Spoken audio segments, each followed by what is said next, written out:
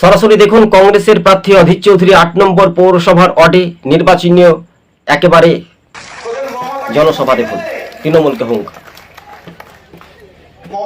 অধীর চৌধুরী জয় শুধু সময়ের অপেক্ষা বলছে রাজনৈতিক মহল। দেখুন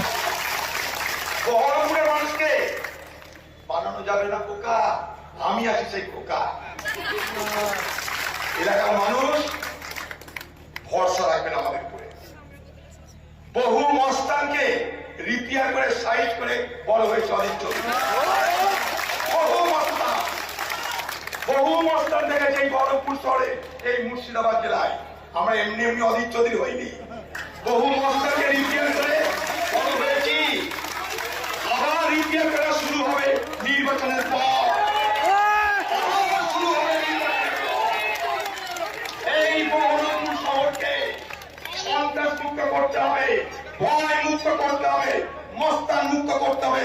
এই দেখুন মন্দিরের সামনে শপথ দিলাম, মিলিয়ে দেওয়া হবে। ভালো করে মনোযোগ দিয়ে শুনবেন। এটা মিউনিসিপালিটি ভোট নয়।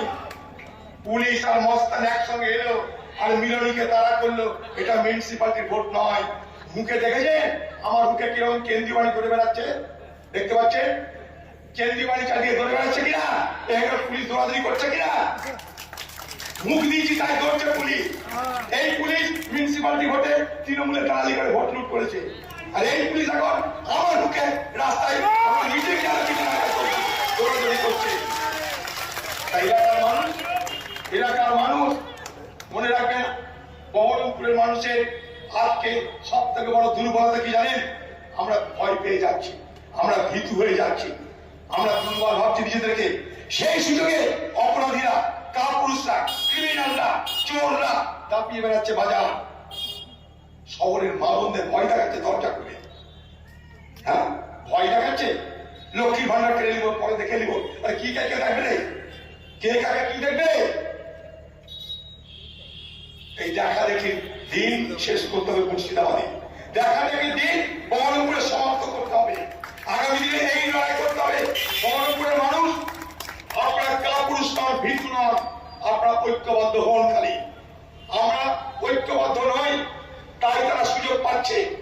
আমরা একসঙ্গে কথা বলতে পারছি না, তাই তারা হিম্মত পাচ্ছে। প্রিয় দর্শক বন্ধুগণ, আপনারা দেখছেন সবুজ বঙ্গ নিউজ। আমাদের চ্যানেলটি ভালো লাগলে শেয়ার করে পাশে থাকবেন। তবে বহরমপুর পৌরসভায় অধীর চৌধুরী নিশ্চিত জয় শুধু সময়ের অপেক্ষা।